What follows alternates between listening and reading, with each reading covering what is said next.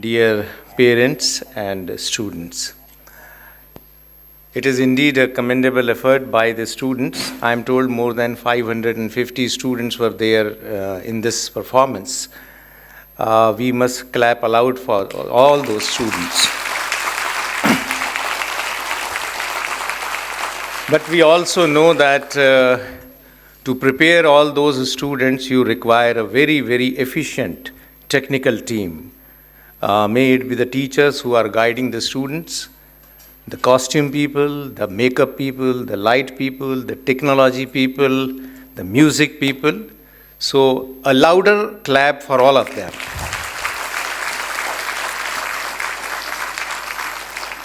And when you see 40 or 50 students performing on the stage, you should also imagine there are 450 students inside the green room. So manage them is really a Herculean task.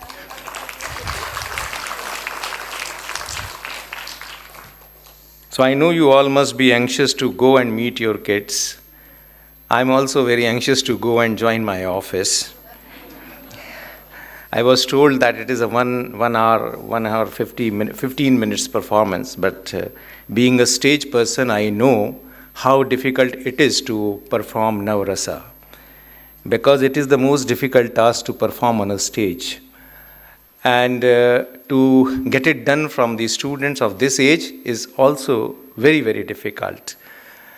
But like everything in our life, Navrasa also requires some kind of a balance, sense of proportion. So even in our life also we realize that not every emotion is desired to be continuous for a longer time. So it has to have some kind of a proportion in the life. Similarly, here also we see that that proportion required to be managed on the stage, which is a very difficult task. अगर आपको बहुत देर तक विभत्स रस दिखाया जाता तो इतने से भी लोग नहीं बचते, सब चले जाते. So that proportion is required. So I really congratulate the entire team, the faculty members, the people who have choreographed, the people who have conceived, and people who have executed this on the stage. And I must also congratulate the entire administration, including the director principal ma'am and the esteemed management people, the faculty who encouraged such activities to be done in the school level.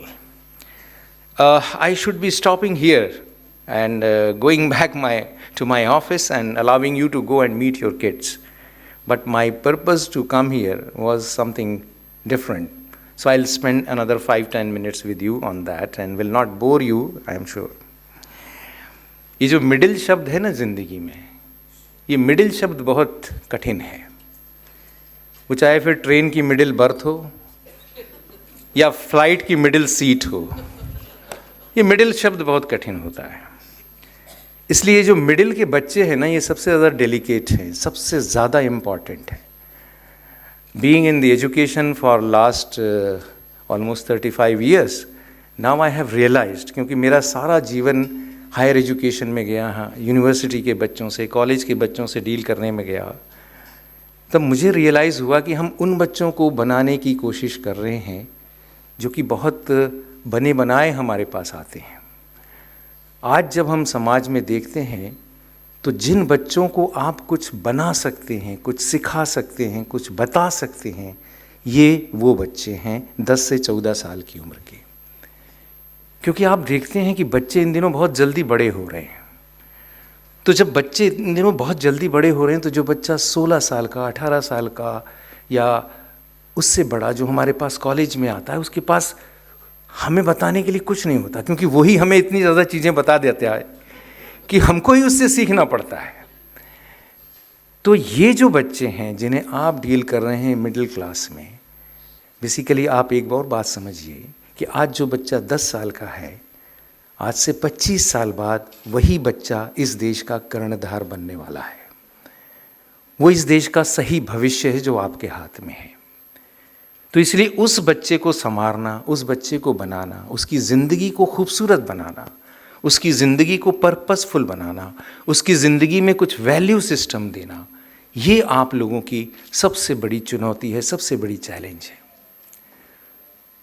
और जो लोग मेरे सामने बैठे हैं, मैं उनको address करके कहना चाहता हूँ कि आपकी भी बड़ी चैलेंज है।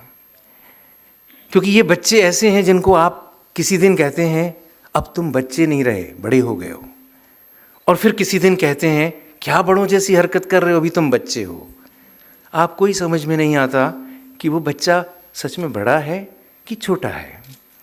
आपके घर की बिटिया होगी तो बिटिया के अंदर अलग तरह के फिज़िकल चेंजेस होते रहते हैं, जिससे वो निगोशिएट कर रही होती है अपने अंदर, और एज ए पेरेंट आपको भी उनको देखना होता है। बेटा है, उसके अलग तरह के फिज़िकल चेंजेस हो रहे होते हैं। लड़कों की आवाज़ बदलती जाती है, भर्राती है। कल तक जो लड़का बहुत अच्छा गाता था, आज उसकी आवाज़ में अचानक खराश सी पैदा हो जाती है। आप भी चिंतित हो जाते हैं। और ये चुनौती वहीं नहीं रुकती, ये चुनौती उससे आगे जाती है। क्योंकि जब बच्चे इस फेज़ से गुजर रहे होते हैं, आप लोग भी उसी फेज़ से गुजर रहे होते हैं। आप में से ज़्यादातर पेरेंट्स अपने मिडिल मैनेजमेंट कैडर में होते हैं। आपका भी मिडिल चल रहा होता है। आपको भी समझ में नहीं आता कि हम अभी यंग हैं कि हम अभी बुढ़ा गए हैं।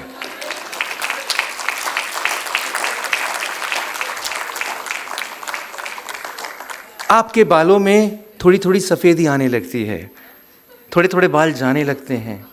आपको लगता है मैं हेयर डाई लगाऊं या नहीं लगाऊं। महिलाओं के जो कपड़े शादी में फिट हो रहे होते हैं, अब वो थोड़े से ओवरग्रो हो रही होती हैं। उनके अंदर परेशानी होती है कि मैं नई फैशन के ढीले कपड़े पहनूं या अपनी शादी के कपड़ों में फिर से फिट होने की कोशिश करूं। मैं जिम जाऊं या सुबह बच्चे का नाश्ता बनाऊं। मैं प्रोफेशनल लाइफ में ज़्यादा काम करके अपने प्रमोशन की तरफ देखूं या शाम को जल्दी घर जाके बच्चे की पढ़ाई की तरफ देखूं। ये आपकी भी चुनौती है। आपकी एक और चुनौती भी है। आपने अपने जीवन को अच्छा करने के लिए बहुत सारे लोन ले लिए हैं। लोन की किस्तें आपको परेशान कर रही हैं। कल तक जो कार आपने छोटी ली थी वो आपको अचानक और छोटी नज़र आने लगती है, क्योंकि आपका कलीग एक बड़ी कार में नज़र आता है। आपको लगता है कि मैं उससे भी बड़ी कार कब ले सकता हूँ। आपकी भी बड़ी चुनौतियाँ हैं। ये सिर्फ बच्चों का मिडिल नहीं है, ये आपका भी मिडिल है। तो जितनी केयरिंग की ज़रूरत आपके बच्चे को है, उतनी केयरिंग की ज़रूरत आपको खुद को भी है। और ये जो एक बड़ा कठिन सा दौर आपकी ज़िंदगी का है, उस कठिन से दौर में आपको अगर कोई मदद कर सकता है तो वो लोटस वैली इंटरनेशनल स्कूल जैसा इंस्टीट्यूशन कर सकता है।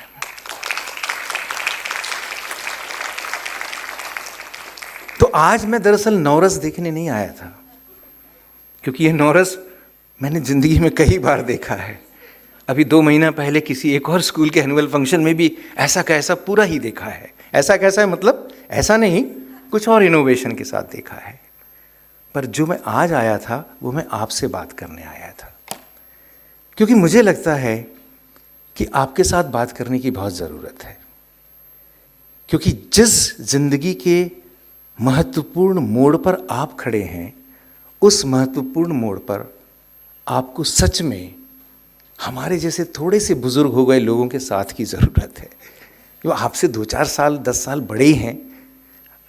ज़िंदगी के थपेड़े खा के सीखे हैं, सफल हुए ऐसा नहीं कहते, थपेड़े खा के कुछ सीखे हैं। तो कहा जाता है अगर जीत गए तो ऊपर जाएंगे, नहीं जीत गए तो दूसरों को बताएंगे। तो अभी हम भी उसी दौर में हैं। लेकिन दोस्तों, मैं आपसे कहना चाहता हूँ कि आपके हाथ में ये जो बच्चे हैं, जो आपके घरों में हैं, ये सच में आज से 25 साल बाद इस देश का, इस दुनिया का भविष्य है। इसलिए जो वैल्यू सिस्टम आज आप उनको देंगे, वो वैल्यू सिस्टम उनके पास ताज़िंदगी रहने वाला है।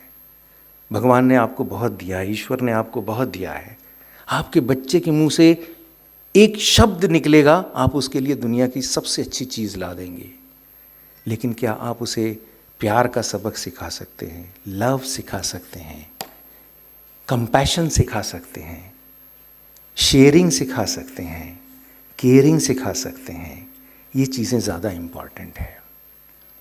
क्या आप उसे बता सकते हैं कि दुनिया में जब तुम्हारे पास बहुत सारी चीज़ें अफराद से हैं, तब बहुत सारे लोग ऐसे भी हैं जिन्हें ये चीज़ उनकी सोच में भी नसीब नहीं हो रही है।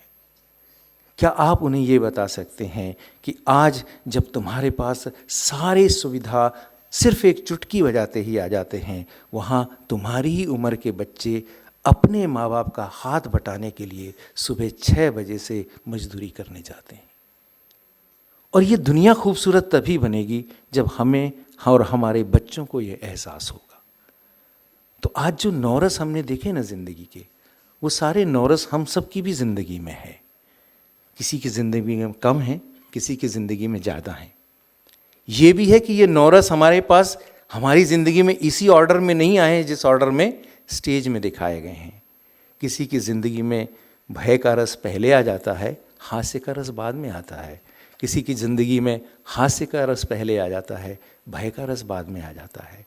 भगवान न करे किसी की ज़िंदगी में रौद्र रस स्थायी भाव से रह जाए। हो सकता है पति पत्नी के बीच में वो रौद्र रस हमेशा कायम रहता हो, लेकिन भगवान करे कहीं न कहीं हास्य रस भी हो। तो आप लोग अपनी जिम्मेदारी समझिए। मैं जानता हूँ आपके पास बहुत चैलेंजेस हैं, आपकी प्रोफेशनल लाइफ में चैलेंजेस हैं। आपको अपनी नौकरी में प्रमोशन चाहिए, करियर में एडवांसमेंट चाहिए, बिजनेस में प्रोग्रेस चाहिए, आपको बहुत सारी चीज़ें चाहिए। आपको अपने लिए समय चाहिए। इतनी सारी चीज़ें हो रही हैं, बहुत सारी नई बातें जो आपका बच्चा देखता है वो भी शायद आप पहली बार देख रहे होते हैं। तो आपको लगता है कि why can't I try this, I should try this. कई बार आप बच्चों से कंपटीशन भी करते हैं कि पहले मुझे तो करने दो, मैंने ही नहीं किया, तुमको कैसे दे दूं। ऐसी भी बातें होती हैं। लेकिन इन सब चीज़ों के ऊपर सबसे बड़ी चीज़ है, वो है आपकी अपनी सोशल रिस्पॉन्सिबिलिटी, नेशनल रिस्पॉन्सिबिलिटी। तो दोस्तों, मैं आपको सिर्फ इस रिस्पॉन्सिबिलिटी का एहसास दिलाने यहाँ आया था। मुझे लगता है शायद मैंने ज़्यादा समय ले लिया, पर आप मुझे मेरी इस गलती के लिए माफ़ करेंगे। बहुत बहुत धन्यवाद।